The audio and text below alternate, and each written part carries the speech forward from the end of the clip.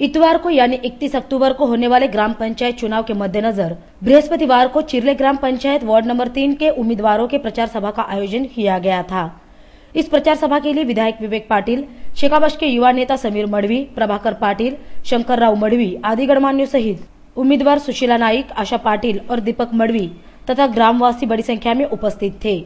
इस अवसर पर उपस्थितों को संबोधित करते हुए विधायक विवेक पाटिल ने कहा कि जिस गति से गांव का विकास हो रहा है, उस गति को अगर निरंतर रखना है तो शेकापच गठबंधन के उम्मीदवारों की जीत निश्चित रूप से करनी होगी। चुनाव आते ही कांग्रेस के नेता आपको झूठे आश्वासन देकर बहला फुसलाने का प्रयास करेंगे और फिर चलते बनेंगे, इसलिए सही गलत की पहचान होनी जरूरी है। आदिवासी बंधू भगिनींना माझी विनंती राहील की आपण आतापर्यंत प्रभाकरनी सांगितलं तसं कविता आपल्या जेव्हा सरपंच होत्या त्यांच्या कारकिर्दीमध्ये आणि तेव्हापासून आजपर्यंत जी विकासाची कामं आपण केली की आपल्या वाडीतली सरपंच असून सुद्धा जेव्हा झाली नाही, त्याचं कारण त्या कर्तृत्वान नव्हते अशातला भाग नाही, त्या निश्चित कर्तृत्वान होत्या, पण त्यांना कामच करून दिलं जात नव्हतं आणि त्याच्यामुळे आपली कामं राहिली। त्याच्यामुळे आपण ज्या वेगाने आपली विकासाची कामं ह्या ठिकाणी करीत आहोत,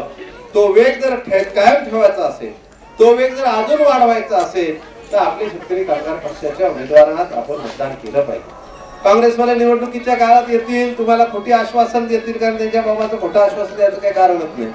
कारण ते आज देतील आश्वासन देतील ते पुढच्या निवडणुकीला उगवतील, मध्ये कधी उगवत नसतात, ते उगवतात का काय काय अनुभव तुम्हाला,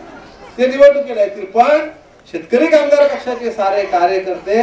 हे सातत्याने तुमच्या सुखदुःखामध्ये निश्चितपणे सहभागी होत असतात। दिल्ली में बैठे कांग्रेस के आला अधिकारी और गली में बैठे कांग्रेस के नेता सिर्फ भ्रष्टाचार करना जानते हैं और आम लोगों को महंगाई की खाई में ढकेलने का काम कर रहे हैं। इसलिए चुनाव में शेकापच गठबंधन को वोट देकर कांग्रेस को उनकी जगह हमें दिखानी है, ऐसा प्रतिपादन विधायक विवेक पाटिल ने किया।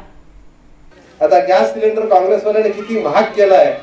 याची जाणीव तुम्हाला आहेच। हे काँग्रेसवाले तुम्हाला महागाई भ्रष्टाचार याच्यापेक्षा काय देऊ शकणार नाही, म्हणजे दिल्लीतले असो नाही तर आपल्या गल्लीतले असो, सगळे काँग्रेसवाले जिथून तिथून सारखेच आहेत। म्हणून